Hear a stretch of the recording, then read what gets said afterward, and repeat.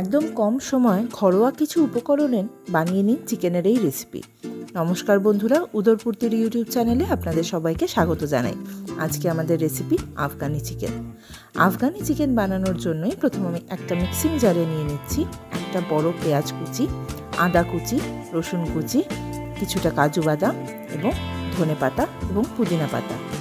ভালো করে আমরা একটি স্মুথ পেস্ট বানিয়ে নিলাম।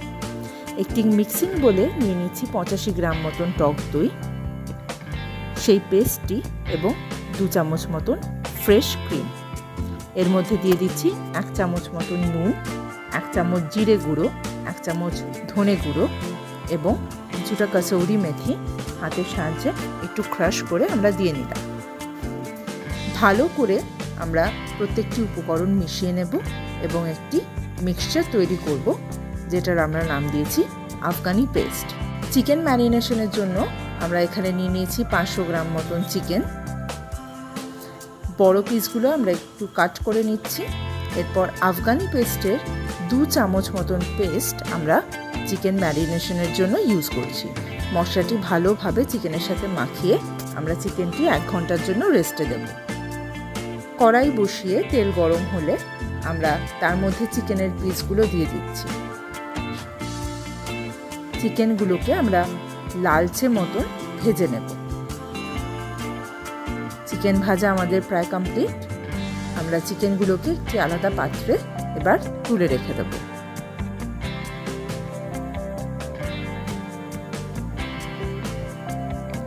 ওই তেলেই আরও কিছুটা রিফাইন্ড অয়েল যোগ করলাম। তার মধ্যে দিয়ে দিচ্ছি গোটা জিরে এবং গোটা গরম মশলা। তেলের মধ্যে আমরা দিয়ে দিলাম আফগানি পেস্ট। ভালো করে আমরা পেস্টটিকে কিন্তু কষিয়ে নেব।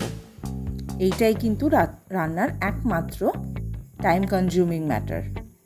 সামান্য একটু ঢাকা দিয়ে আমরা মশলাটি কষাতে থাকব। মশলা কষানো হয়ে গেলে যখন তেল ছেড়ে দেবে তখন আমরা ভেজে তুলে রাখা চিকেনের পিসেসগুলোকে অ্যাড করে দেব।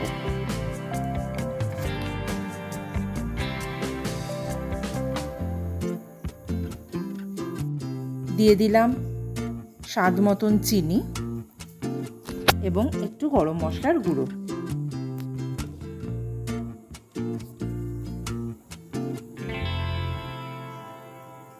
আবার একটু ঢাকা দিয়ে রান্না করে নেব।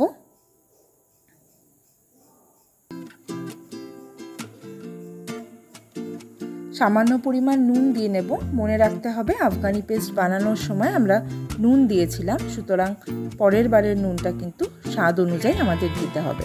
আমাদের রান্না কিন্তু প্রায় রেডি। নামানোর আগে আমরা সামান্য গরম মশলা একটু ছড়িয়ে দিলাম।